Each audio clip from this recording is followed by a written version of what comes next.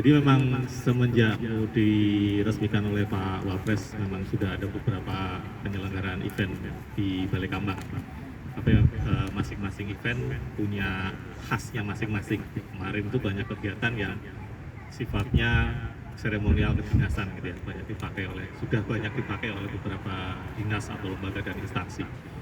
Nah, Festival Payung ini memang betul sebuah bentuk kegiatan event seni, budaya, dan pariwisata yang diselenggarakan secara full di sini sampai dengan 3 hari.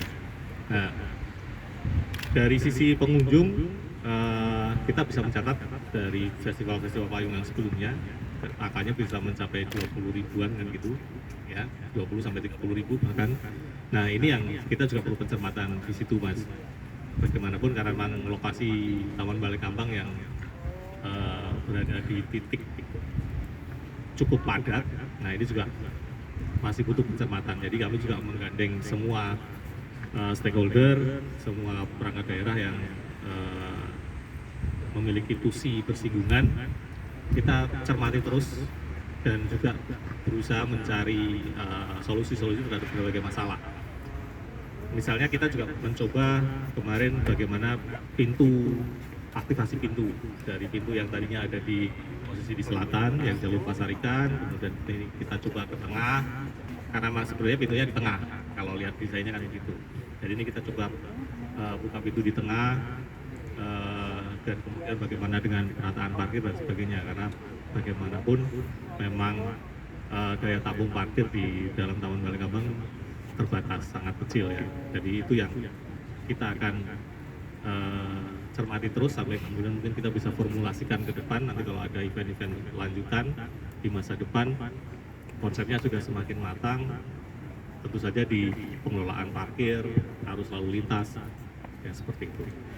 Kira-kira begitu, Mas.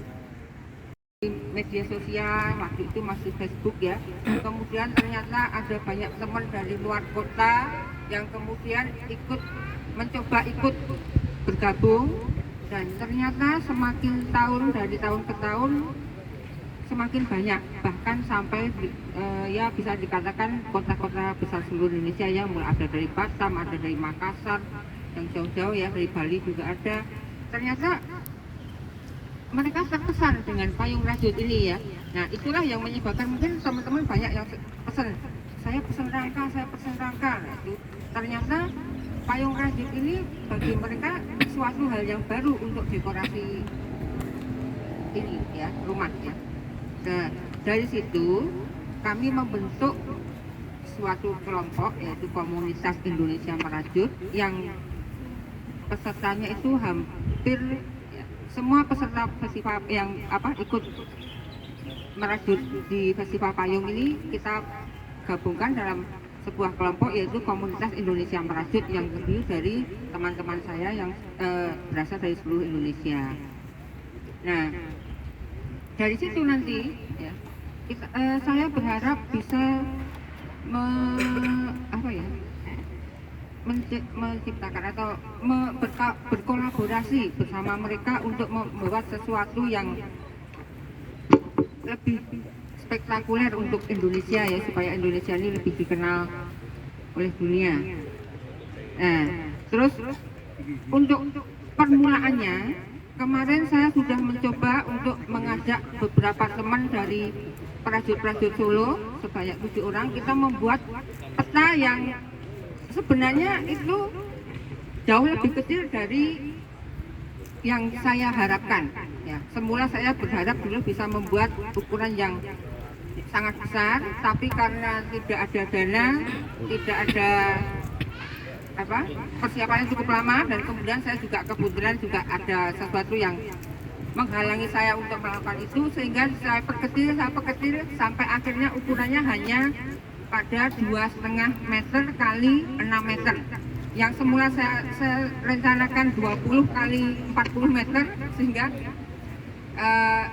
sementara ini saya buat yang 2,5 kali 6 meter, di mana meskipun itu tidak cukup besar, tetapi di situ saya niatkan supaya teman-teman saya nanti yang melihat bahwa kami ya, para prajurit itu bisa berkolaborasi untuk membuat sesuatu hal yang lebih besar, tidak hanya dari teman-teman Kota Solo saja, karena yang kecil ini baru kita kerjakan bertujuh ya. Kalau kita kerjakan bersama-sama teman seluruh Indonesia, insya Allah bisalah terwujud hal yang bisa dilihat oleh dunia lah ya Mas ya. Harapan saya seperti itu. Ya mungkin seperti aja, cukup Mas Henry ya. Terima kasih.